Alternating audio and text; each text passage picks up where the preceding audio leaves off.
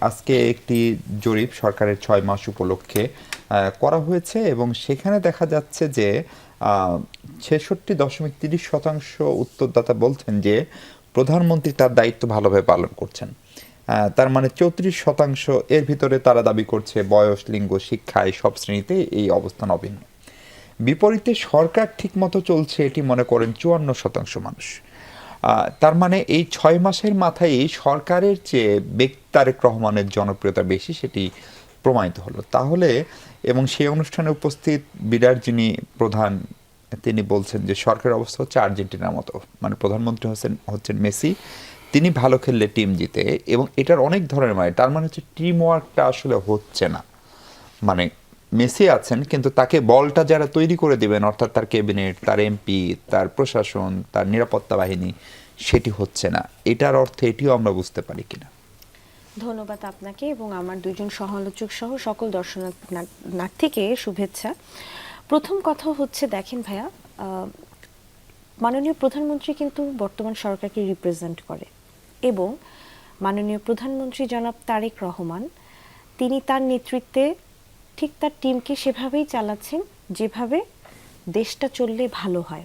এখন এখানে মেসির সাথে যদি তুলনা দেওয়া হয়, ফুটবল খেলার সাথে যদি তুলনা দেওয়া হয়, তাহলে সেই খেলার কিন্তু একটা ডিউরেশন আছে। আমরা কিন্তু দেখি খেলার লাস্ট মোমেন্টেও গোল করে কিন্তু একটা পার্টি বা একটা টিম জিতে যায়। তো বর্তমান সরকারটাকে জনগণ 5 বছরের ম্যান্ডেট দিয়েছে, 180 দিনের না। কিন্তু আমরা 180 দিনের যদি হিসেব করি সেটা আলাদা। হ্যাঁ, মাননীয় প্রধানমন্ত্রীর আমার মনে হয় বাংলাদেশের প্রত্যেকটা মানুষ বলতে বাধ্য হবে যে তিনি মন থেকে চাচ্ছেন দেশটার উন্নয়ন হোক। হ্যাঁ, এবং তার যে টিম আছে, তার যে ক্যাবিনেট আছে, তার এমপিরা আছে, তার জেলা প্রশাসকরা আছে, পরিষদের প্রশাসক, সকলেই কিন্তু কাজ করছে। কিন্তু সমস্যাটা কি হয়েছে, সরকার যখন ক্ষমতা এসেছে ঠিক তার পরক্ষণে বেশ কিছু ক্রাইসিস তৈরি হয়েছে। আমরা ইনিশিয়ালি হামের ক্রাইসিস দেখেছি, যেটা আমরা বলবো এটা কোনো ন্যাচারাল প্রবলেম না, এটা ক্রিয়েটেড প্রবলেম, যেটা অন্তর্বর্তীকালীন সময়ে ভ্যাকসিনেশন গ্যাপের কারণে হয়েছে। নাম্বার 2 হচ্ছে যে আমরা মধ্যপ্রাচ্যের ভূ রাজনৈতিক অস্থিরতা দেখেছি এবং আমরা বৈশ্বিক বাজারে জ্বালানির দাম বেড়ে যেতে দেখেছি। সেটা কিন্তু আমাদের বাংলাদেশের কারো হাতেই নেই। তারপরে আমরা দেখলাম কি মহেশখালীতে এফএসআরইউতে অগ্নিকাণ্ডের ঘটনা ঘটলো এবং এটার কারণে গ্যাস ভিত্তিক যে বিদ্যুৎ কেন্দ্র, উৎপাদন কেন্দ্র আছে, সব ওই কেন্দ্রগুলোতে আজকে ওই আমেরিকান যেটা, সেটা আজকে সন্ধ্যায় আবারও বন্ধ হয়ে গেছে 8:20 সম্ভবত। হ্যাঁ, অলরেডি একটা এফএসআরইউ মেরামতের কাজ রিপেয়ার হয়েছে, কিন্তু রিপেয়ার হয়ে যাওয়ার পরও তো আর আমাদের তো অল্টারনেটিভ নাই। হ্যাঁ, যে দুইটা এফএসআরইউর মধ্যে একটা নষ্ট হলে আর একটা অল্টারনেটিভ থাকবে। তো এরকম দীর্ঘ 17 বছরের তো একটা ধ্বংসস্তূপ বাংলাদেশ ছিল, যেখানে কোনো অল্টারনেটিভ ব্যবস্থা রাখা হয়নি। একই সাথে আমরা বিগত দিনে দেখেছি আমাদের মেগাওয়াট প্রচুর বেড়েছে, বিদ্যুৎ উৎপাদন বেড়েছে, কিন্তু এগুলো মেইনটেনেন্সের জন্য আমরা জ্বালানি নিরাপত্তার জন্য তো কিছু রেখে যাইনি। হ্যাঁ, আমাদের এনার্জি সিকিউরিটি বলে কিছু নেই। আলাদাভাবেই কথা বলবো, কিন্তু আমি যেটি আপনাকে যে প্রশ্নটি করতে চাই, আমাদের মনে আছে আওয়ামী লীগের 3 মেয়াদ এবং তারপরের যে 5-6 মাস, সেই সময়ে যে কোনো সংকট হলেই প্রধানমন্ত্রী সমস্যাটি দেখছেন, সেটি পেঁয়াজের দাম থেকে শুরু করে যে কোনো রাজনৈতিক সংকট। আমরা কি সেই একই দিকে হাঁটছি, মানে ব্যক্তি নির্ভর যে শাসন ব্যবস্থা সেদিকেই যাচ্ছে কিনা, এবং সেটি কি কোনো ভালো টিমওয়ার্ককে মিন করে? না, এখানে তাহলে এত উপদেষ্টা, এত মন্ত্রী, এত সচিব, তাদেরকে পেলে পুষের আশ্রয়টাকে কি লাভ? এখানে তো আমার মনে হচ্ছে প্রত্যেকটা মন্ত্রণালয় ইন্ডিভিজুয়ালি সাকসেসফুলি কাজ করার চেষ্টা করছে এবং মাননীয় প্রধানমন্ত্রী সবকিছু তদারকি করছেন।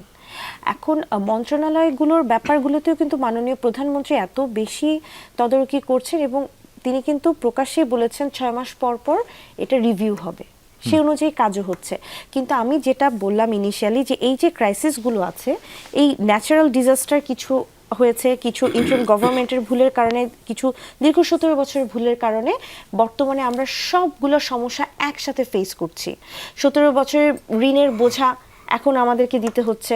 তো প্রবলেমটা হয়ে গেছে কি যে এই সবগুলো সমস্যা যখন একসাথে সমাধান করতে হয় এগুলো থাকে একটা ক্রাইসিস, কিন্তু ক্রাইসিস ছাড়াও তো সরকারের আরো অনেক কাজ ডে টু থাকে। ডে অ্যাক্টিভিটিজ হচ্ছে। হ্যাঁ, অনেক কাজ থাকে, সেটা সাধারণ মানুষের প্রান্তিক পর্যায়ের মানুষের বিভিন্ন ভাতাদি থেকে শুরু করে বিভিন্ন, এই যে দেখেন কয়দিন আগে বন্যা দুর্গত মানুষদের বিশাল আকারে নদী ভাঙন হলো, বাড়িঘর উড়ে গেল, এদের ত্রাণের ব্যবস্থা করা, এদের পুনর্বাসনের ব্যবস্থা করা, একই সাথে শহীদ পরিবারের যারা আছে তাদের চিকিৎসার ব্যবস্থা করা, প্রত্যেকটা সেক্টরে কিন্তু সরকারকে ফোকাস করতে হয়। সরকার কিন্তু একটা জায়গায় বসে নেই।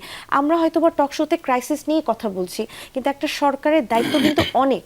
আমিও যদি একজন সংসদ সদস্য হিসেবে বলি, আমার একটা জেলার একটা আসনের দায়িত্ব আছে, সেই আসনের এত কাজ যে আমার একার পক্ষেও মাঝে মধ্যে মনে হয় যে আমি যদি প্রত্যেকটা মানুষের, আমার এলাকার মানুষের ফোন ধরি, সমস্যার সমাধান করি, শেষ হবে না। তো সেখানে তো একটা বড় দেশ, সেখানে মাত্র আমাদের মন্ত্রী প্রতিমন্ত্রী মিলে অল্প কয়েকজনের একটা ক্যাবিনেট, সেখানে 6 মাসের ব্যবধানে সরকার যতগুলো কর্মসূচি নিয়েছে এবং যে যে কাজগুলো বাস্তবায়ন করার চেষ্টা করছে সরকার, দেখেন প্রত্যেকটা ফ্ল্যাগশিপের মধ্যে প্রত্যেকটা কাজে কিন্তু পাইলটিং পর্যায়ে আছে এবং তারা ইনিশিয়ালি শুরু করেছে। হ্যাঁ, এবং এই কাজগুলো করতে একটা সময় সাপেক্ষ ব্যাপার, সেই সময়টুক দিতে হবে আমাদেরকে।